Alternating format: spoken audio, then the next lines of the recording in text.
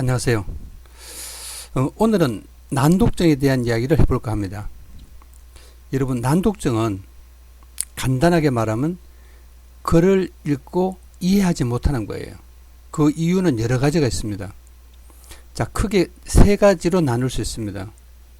여러분, 뇌 이상처럼 머릿속에 뇌가 이상이 있어서 일어나는 문제같이 생리적인 문제가 있습니다.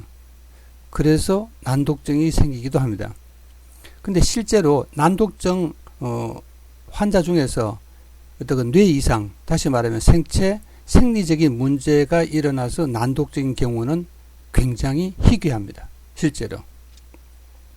근데 많은 경우에 뇌 이상이 있다고 하면서 치료를 하는 경우가 많은데 그건 약간 문제가 있는 거죠. 여러분, 아주 간단하게 말하면 뇌는 하드웨어적인 문제가 있을 수도 있지만 일반적으로는 소프트웨어에 문제가 많은 거죠.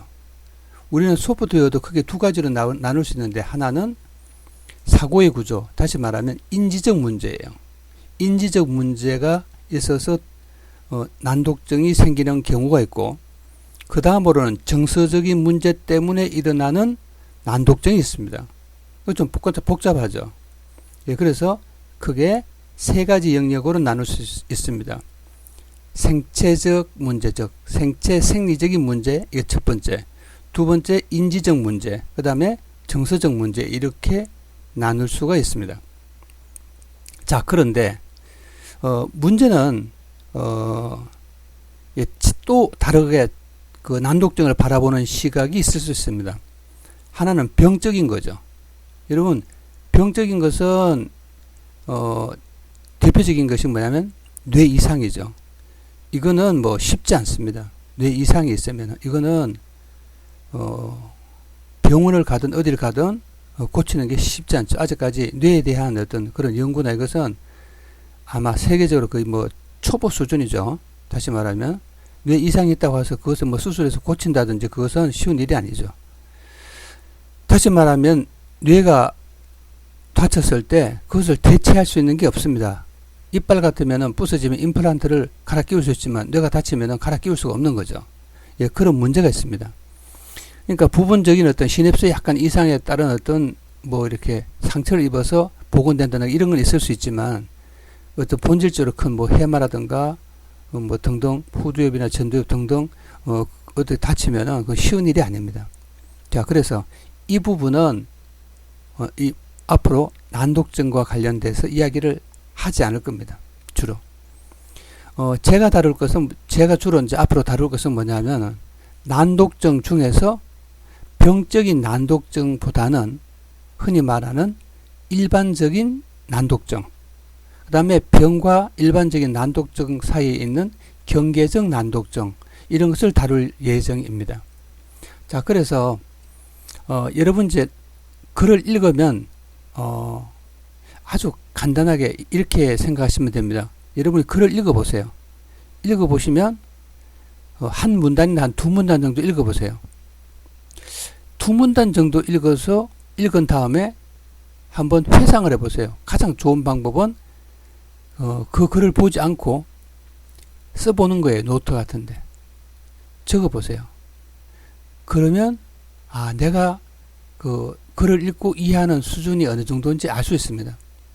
근데 문제는 굉장히 짧은 글인데, 근데 여러분 이제 글을 읽을 때 너무 쉬운 걸 읽으면 안 돼요. 자기 나이에 맞는 수준의 글을 읽어야 돼요. 그럼 초등학교는 초등학교 수준에 맞는 걸, 중학생 같으면 중학교 수준에 맞는 걸, 고등학생 같으면 고등학생, 일반인은 일반인 흔히 맞는 것, 자기 수준에 맞는 글을 읽고 기억을 할 수 있으면 문제가 없는데 기억이 나지 않는다. 이거는 이제 난독증 증세가 있다고 보시면 됩니다.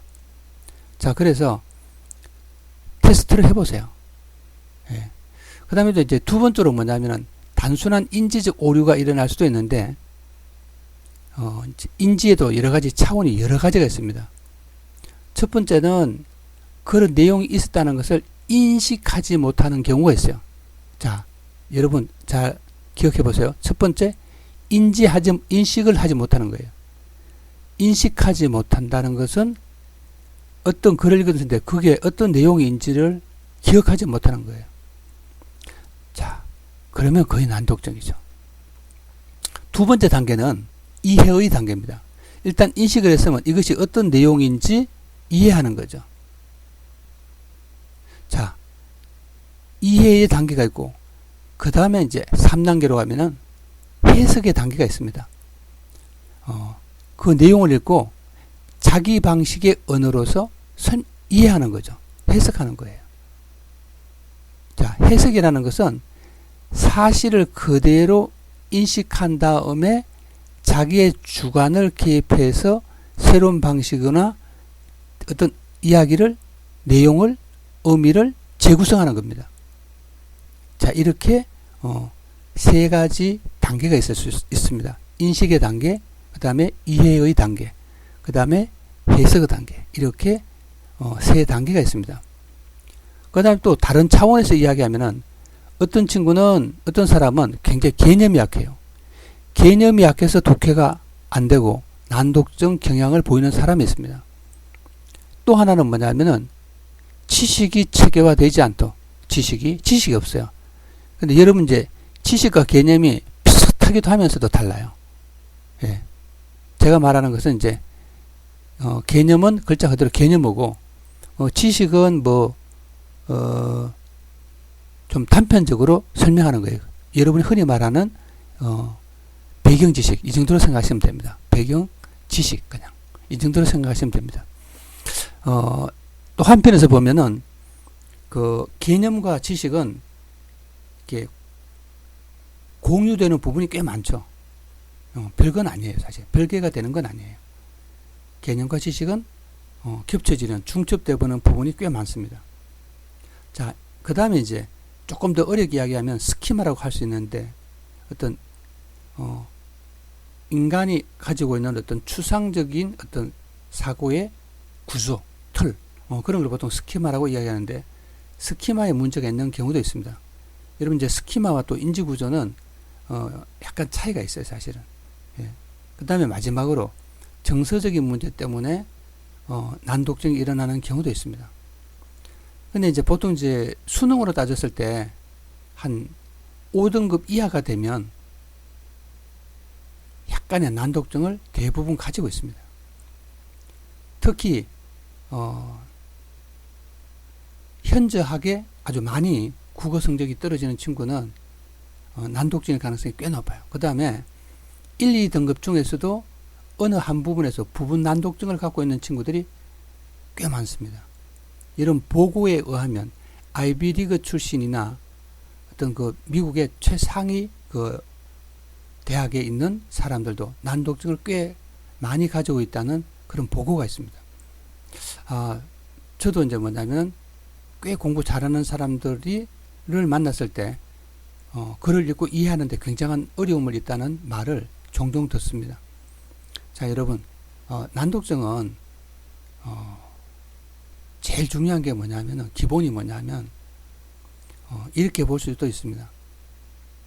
글을 읽는 방식을 잘못 연습하고 있다. 그렇게 보시면 가장 간단합니다. 글을 읽는 방식이 체계화되어 있죠, 사실은. 체계화되어 있는데 우리 교육에는 글을 읽는 방법이 없어요. 다시 말하면 이렇게 생각하시면 됩니다. 우리가 일반적으로 글을 쓸 때는 문법이죠. 이해를 할 때는 독법이 있어야 돼요. 그래서 여러분 문법은 우리 교과서를 통해서 이렇게 배치를 알죠. 그죠? 주어가 있고 어떤 목적어가 있고 어떤 뭐 이런 식으로 스스로가 있고 이런 식으로 어떤 순서가 있어요. 근데 그것을 읽은 다음에 이제 우리는 이해와 해석을 위해서 재구성을 합니다. 그때 재구성할 때는 독법이 필요한 거예요. 그래서 독법을 못 익혔기 때문에 문법과 독법 사이에 충돌과 마찰이 일어나고 갈등이 일어나죠. 수많은 정세가 있는데 그것은 다음 기회로 미루겠습니다. 감사합니다.